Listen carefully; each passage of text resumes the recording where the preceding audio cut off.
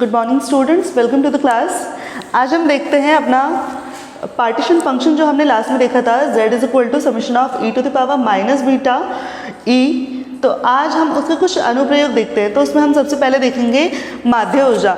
सो माध्य ऊर्जा निकालने के लिए क्या होगा, देखिए कल हमने देखी थी कोई भी निकाय जब किसी रिजर्वायर के संपर्क में होता है, हीट रिजर्वायर के संपर्क में होता है, तो उसकी अवस्था में जो परिवर्तन आता है वो किस पर निर्भर करता है, उसके समीप में जो भी रिजर्वायर रखा गया है। तो हमने देखा था किसी भी स्टेट ith स्टेट में पाए जाने की प्रायिकता हमने देखी थी, प्रायिकता पी आई हमने देखी थी e to the power minus beta e i upon summation of e to the power minus beta e i, जिसको हमने क्या कहा था, z कहा था, पार्टीशन फंक्शन कहा था, minus beta e i upon z कहा था। अब देखिए अगर मुझे निकालना है माध्य ऊर्जा, ठीक है, तो माध्य ऊर्जा निकालने के लिए मुझे क्या करना पड़ेगा, माध्य ऊर्जा ई बार से इसे डिनोट करेंगे और इसे क्या करना पड़ेगा, प्रायिकता से मल्टीप्लाई कर देते हैं ई आई को और फिर उसका समेशन कर देते हैं, ठीक है, ये हमने देखा था। और नीचे हमने किया था समेशन ऑफ पी आई, मतलब कुल प्रायिकता, ठीक है,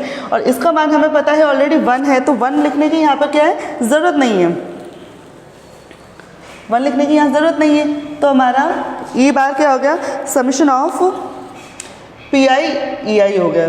सो ई बार हो जाएगा, यहाँ पर पी आई की वैल्यू अगर पुट करें तो पी आई की वैल्यू हो गई हमारे पास e to the power summation of e i, पहले यहाँ पे समेशन ऑफ ई आई और e to the power minus beta e i, ठीक है, और अपॉन में summation of e to the power minus beta e i, ये हो गया। हमने यहाँ पर पी आई की वैल्यू पुट कर दी। अब देखिए ये क्या है, हमारा z है, ठीक है, तो पार्टीशन फंक्शन हमने लिया था सवितरण फलन, सवितरण फलन हमने लिया z इज इक्वल टू क्या लिया, summation of e to the power minus beta e i, ठीक है। अब अगर इसका हम कर दें बीटा के रिस्पेक्ट में डिफ्रेंशिएशन, बीटा के रिस्पेक्ट में अगर डिफ्रेंशिएशन करें del z upon del beta is equal to क्या होगा, यहाँ से माइनस ई आई आ जाएगा, समेशन लगा देंगे ना, समेशन तो चल ही रहा है, समेशन ई आई इधर आएगा और e to the power minus beta e i आ गया, ठीक है, यहाँ तक हमें कोई दिक्कत नहीं है। यानी कि इस चीज़ को क्या लिखा जा सकता है, देखिए ई बार के जो डिनोमिनेटर में है, सॉरी न्यूमरेटर में जो है, उसे हम del z by del beta से रिप्लेस कर सकते हैं। यानी कि ई बार, इसे अगर मैं समीकरण 1 नाम दूँ, इसे समीकरण 2 नाम दूँ, तो समीकरण 1 व 2 से, समीकरण 1 व 2 से क्या लिखा जा सकता है, ई बार को मैं लिख सकती हूँ माइनस 1 अपॉन जेड। देखिए इसे 1 अपॉन जेड लिख दूंगी यहाँ पर जो डिनोमिनेटर में है, और इसे लिखूंगी del z over del beta, ठीक है। देखिए इसको क्या है, आपको डेरिवेशन को याद नहीं करना है, बस आपको इसकी डेफिनेशन समझनी है। डेफिनेशन अगर आप समझेंगे तो हर एक स्टेप हमारे लिए हर जगह काम का होगा। कहीं भी किसी भी क्वेश्चन में हमारे लिए किसी भी स्टेप से क्वेश्चन पूछा जा सकता है, इसीलिए इसका हर एक स्टेप इम्पॉर्टेंट है। इसलिए आपको इसको याद नहीं करना है, इसको समझना है क्या डेफिनेशन है माध्य ऊर्जा की, उसके बाद आपको ये सब आ जाएगा, ठीक है। तो ये हमने डेफिनेशन पता थी हमको ई बार की, माध्य ऊर्जा की, वहाँ से हमें ये मिल गया है। अब देखिए इसे और किस तरह से लिख सकती हूँ, अगर मैं इसे ऊपर लिख देते हैं, ये तो आपको समझ में आ गया है कि ये प्रायिकता हमने कल देखी थी ith स्टेट में पाए जाने की किसी भी निकाय की, और फिर माध्य ऊर्जा के लिए हमने प्रायिकता से मल्टीप्लाई कर दिया है और संवितरण फलन के रूप में इसे लिख दिया है, और यहाँ पे ई बार को हमने संवितरण फलन के रूप में लिख दिया है, ठीक है।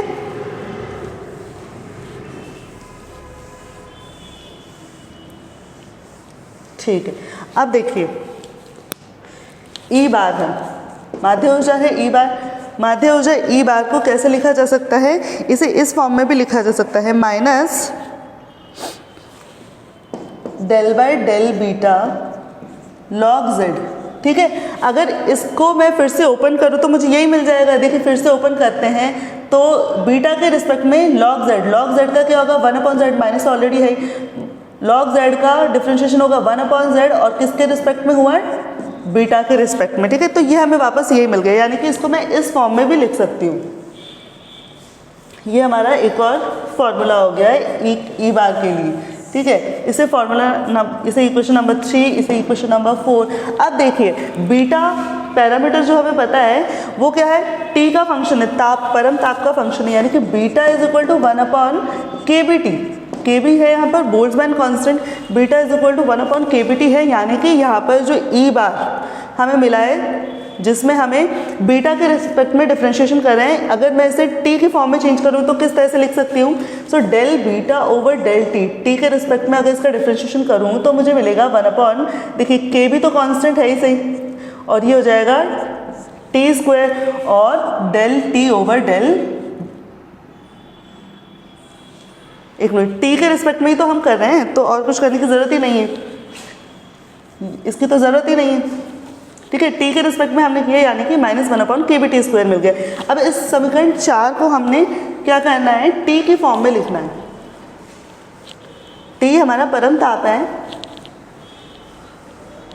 ठीक है। तो हर एक फॉर्मूला, हर एक स्टेप इसका यहाँ पर हमारे काम का होगा। सो ई बार को देखिए, माध्य ऊर्जा है -1/डेल बीटा है, ठीक है, ln z है, ठीक है। अब अगर इसे मैं del T over del t से मल्टीप्लाई कर दूँ, ठीक है, कोई दिक्कत नहीं है। अब e bar is equal to minus del b, देखिए टी की फॉर्म में लाना है ना, तो डेल अपॉन डेल टी और ln z ऐसा लिख के, और del T over del beta ऐसा लिखा जा सकता है। ऐसा क्यों लिख सकते हैं हम, ऐसा इसलिए लिख सकते हैं हम क्योंकि बीटा भी itself is a function of T, ठीक है, परम ताप का फंक्शन है बीटा खुद भी, ठीक है, इसीलिए हम इसे इस तरह से लिख सकते हैं। अगर ऐसा नहीं होता तो हम इसे ऐसा नहीं लिख सकते थे, ठीक है। अब ई बार क्या हो जाएगा, देखिए del T over del beta, इसकी वैल्यू यहाँ से पुट की जा सकती है, यहाँ से इसकी वैल्यू क्या पुट की जा सकती है, -kBT स्क्वायर, और एक माइनस यहाँ ऑलरेडी है और एक माइनस यहाँ का आ गया, यानी कि ये प्लस हो जाएगा, kBT स्क्वायर हो गया है, और del over del T log z। तो ये हमारे पास एक और माध्य ऊर्जा आ गई प्रति अणु। एक अणु के लिए माध्य ऊर्जा क्या आ गई हमारी, kBT square del over del T log z, ठीक है, ये माध्य ऊर्जा आ गई। अब इसी तरह से हमने क्या करना है, ऊष्माधारिता के लिए भी फॉर्मूला निकालना है। तो ऊष्माधारिता के लिए हमारे पास डेफिनेशन हमको पता है कि नियत आयतन पर ऊष्माधारिता क्या होती है, नियत आयतन पर ऊष्माधारिता होती है T टेम्परेचर के रिस्पेक्ट में माध्य ऊर्जा का अवकलन, किस पे, नियत आयतन पर, ठीक है, नियत आयतन पर है। अब देखिए, अब हम क्या कर सकते हैं, यहाँ पे CV is equal to del over del T तो है ही हमारा, ठीक है। अब यहाँ पर ई बार की वैल्यू पुट करनी है। ई बार की वैल्यू पुट करने के लिए हमने ये फॉर्मूला देखा minus del over del beta, ठीक है। तो इस माइनस को मैं बाहर लिख दूँ क्या, कोई दिक्कत नहीं है, इस माइनस को अपन बाहर लिख देते हैं। Del by del beta log z, ये हमारे पास आ गया CV का मान, ठीक है। अब देखिए यहाँ पर भी क्या किया जा सकता है कि बीटा को किस में चेंज किया जा सकता है, टी पैरामीटर में चेंज किया जा सकता है, ठीक है। अब देखिए यहाँ पर डेल बीटा है, यहाँ पर डेल टी है, तो हम ऐसा करें कि del by del T, minus sign है यहाँ पर ऑलरेडी,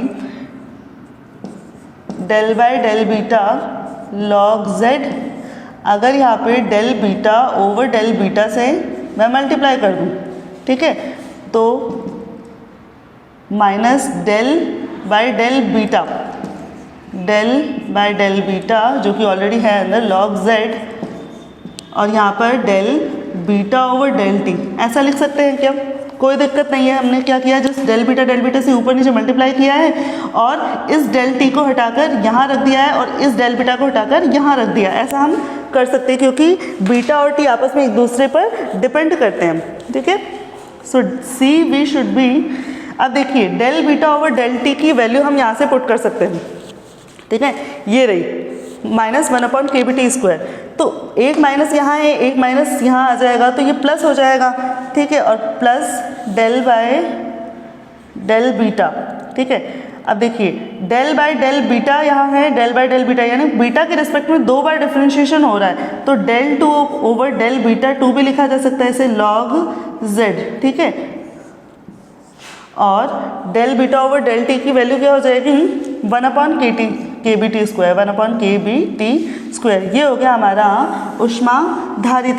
ऊष्माधारिता जो कि नियत आयतन पर है, उसके लिए हमारे पास ये फॉर्मूला हो गया, ठीक है। ये फॉर्मूला हमारे पास कब काम में आता है, जब हमें कोई क्वेश्चन दिया जाता है और क्वेश्चन में हमें पार्टीशन फंक्शन की वैल्यू दे दी जाती है। पार्टीशन फंक्शन का एक फॉर्मूला दे दिया जाता है और हमें पूछा जाता है कि माध्य ऊर्जा निकालिए। अगर किसी निकाय का पार्टीशन फंक्शन, किसी निकाय का संवितरण फलन अगर ये गिवन है तो आप उसके लिए माध्य ऊर्जा का मान परिकलित कीजिए। तो माध्य ऊर्जा का मान परिकलित करने के लिए अपने को क्या करना है, सिर्फ और सिर्फ यहाँ पर z की वैल्यू पुट करनी है और ये log z का t के रिस्पेक्ट में डिफरेंशिएशन करना है, ठीक है। यहाँ पर भी सेम यही काम हमें करना है, ठीक है। अगर फंक्शन z जो है, अगर आप ये फॉर्मूला अप्लाई कर रहे हैं और आपको फंक्शन z t के फॉर्म में दिया हुआ है तो आप उसे पहले बीटा के फॉर्म में कन्वर्ट करिए और देन इस फॉर्मूला में पुट करके आप CV की वैल्यू कैलकुलेट कर सकते हैं। सेम यही काम आप किसमें कर सकते हैं, ई बार के लिए कर सकते हैं।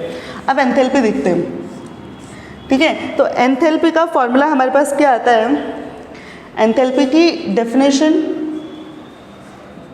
हम देख लेते हैं। एंथैल्पी की डेफिनेशन आती है अपने पास ई बार प्लस PV, ठीक है।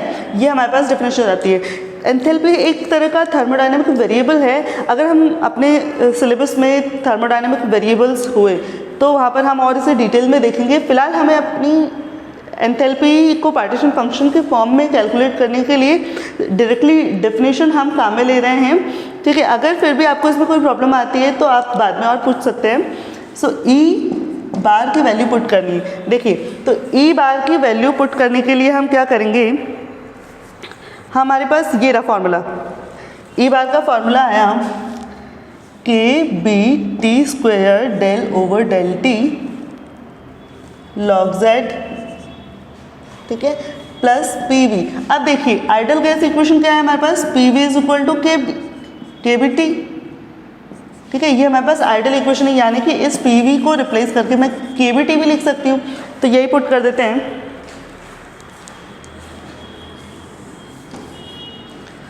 PV को रिप्लेस करके kBT लिख दिया।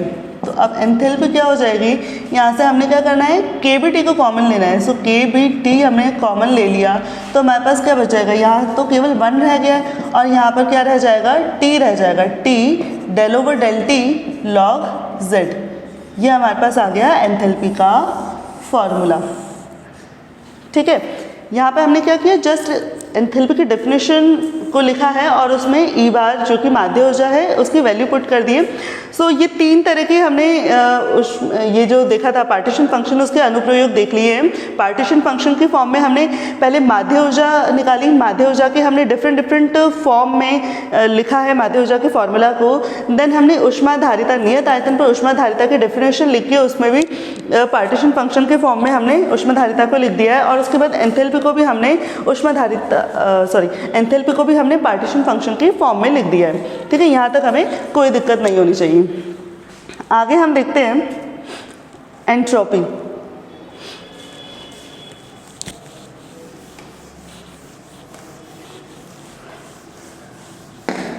देखिए एंट्रोपी किसका मेजर है, डिसऑर्डरनेस का मेजर है, यानी कि रैंडमली कोई चीज़ कितनी रैंडम पड़ी हुई है उसको कहते हैं हम, उसका जो मेजर है वो है एंट्रोपी। किसी भी निकाय में जो अस्त व्यस्तता होती है, जैसे मान लीजिए हम ठोस, द्रव और गैस की बात करें तो ठोस, द्रव और गैस में अणुओं का विन्यास किस तरह से होता है, ठोस के अणु बहुत पास पास होते हैं और अरेंज्ड ऑर्डर में होते हैं, और द्रव के अणु ठोस की तुलना में अधिक दूर दूर होते हैं और पात्र में गति कर सकते हैं। साथ ही साथ जो गैस होते हैं, गैस के अणु और भी दूर दूर होते हैं और वो तीव्र गति से गति कर सकते हैं पात्र में।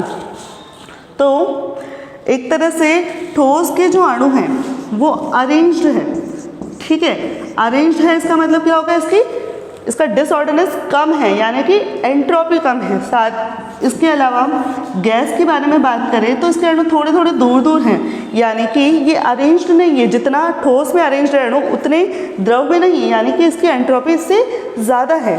एंट्रोपी द्रव की ज़्यादा है, ये ठोस हो गया, ये द्रव हो गया, और ये गैस की अगर बात करें तो इसके अणु और भी दूर दूर है जो कि रैंडम डायरेक्शंस में गति कर सकते हैं, यानी कि इसकी एंट्रोपी और भी ज़्यादा होगी। तो ये आपको एंट्रोपी का कॉन्सेप्ट समझ में आया होगा कि एंट्रोपी क्या है, डिसऑर्डरनेस, मेजर ऑफ डिसऑर्डरनेस है, अस्त व्यस्तता का एक मापन है एंट्रोपी।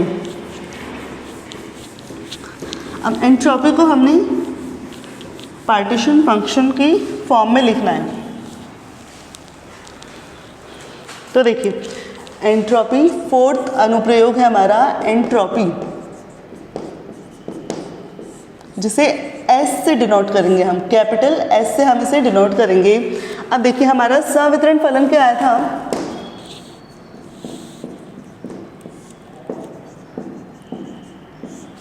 संवितरण फलन z हमारा आया था समीशन ऑफ i, मतलब जितनी भी ith स्टेट्स है उन सब का टोटल किया जाएगा, समीशन किया जाएगा e⁻ बीटा ei पर, ठीक है।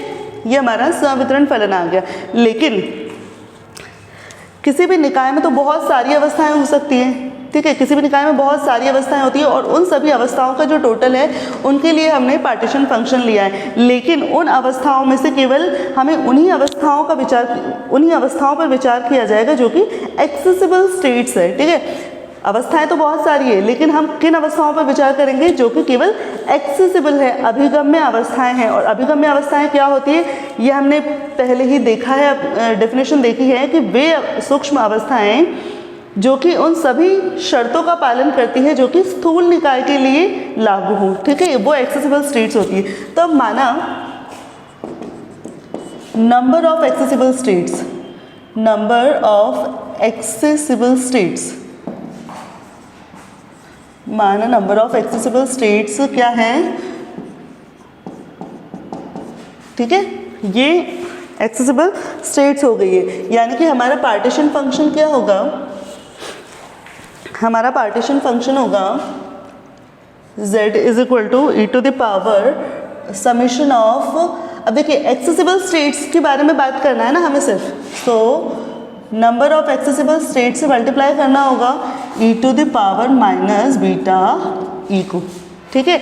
अभी हमने क्या किया, टोटल जितनी भी स्टेट्स है उन पर पार्टीशन फंक्शन देखा था, लेकिन हमें विचार किस पर करना है, वो स्टेट्स जो कि एक्सेसिबल है, इसलिए हमने नंबर ऑफ एक्सेसिबल स्टेट्स इसको मल्टीप्लाई कर दिया।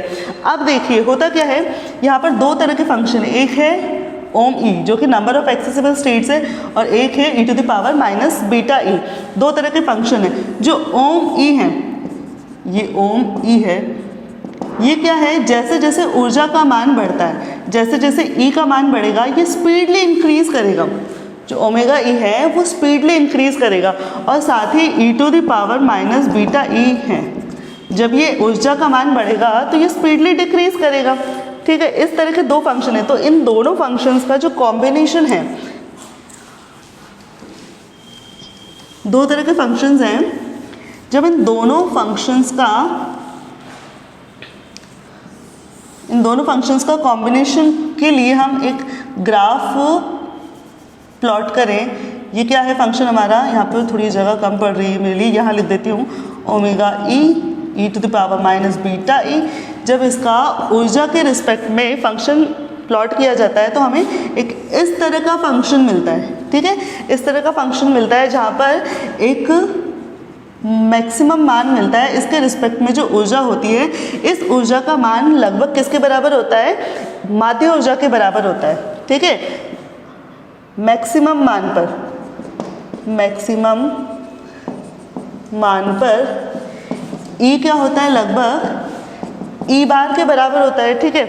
यहाँ पे हम इसको एक मतलब अलग तरह से डिनोट कर देते हैं, मान लीजिए से इस तरह से डिनोट कर दिया, ठीक है, तो ये ई बार के इक्वल होता है। अब हमें क्या करना है, कुल माध्य ऊर्जा मतलब कुल ऊर्जा लेनी है, ठीक है। ये यहाँ पर ई जो है ना, ई ये क्या है, कुल ऊर्जा है, कुल ऊर्जा लेनी है। तो यानी कि इस फंक्शन के अंदर जितने भी अणु हैं उन सभी की टोटल एनर्जी लेनी होगी, यानी कि यहाँ से यहाँ तक की पूरी एनर्जी लेनी होगी।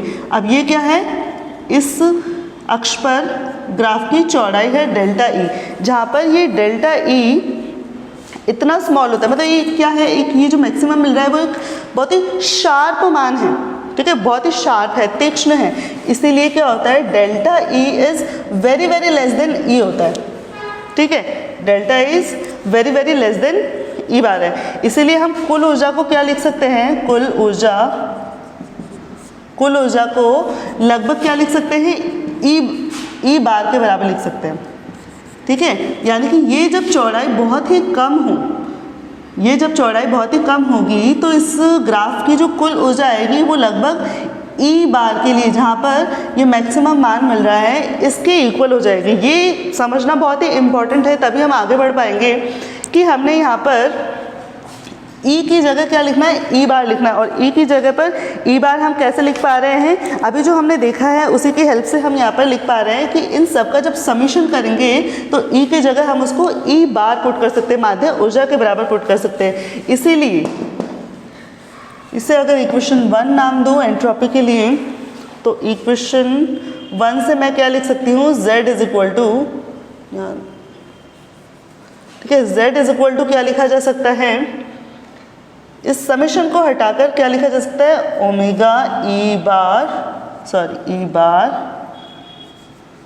ई to the power minus beta e bar लिखा जा सकता है, ठीक है। इसे इक्वेशन नंबर 2 नाम दे दिया है, ठीक है। आपको ये समझ आया होगा कि यहाँ पर हमने समीशन को हटाकर ऐसा लिख दिया है, ठीक है। ऐसा किस लिए क्यों लिख दिया है, उस ग्राफ की हेल्प से हमने समझ के ऐसा लिख दिया है। अब देखिए इसका लेते हैं लॉग।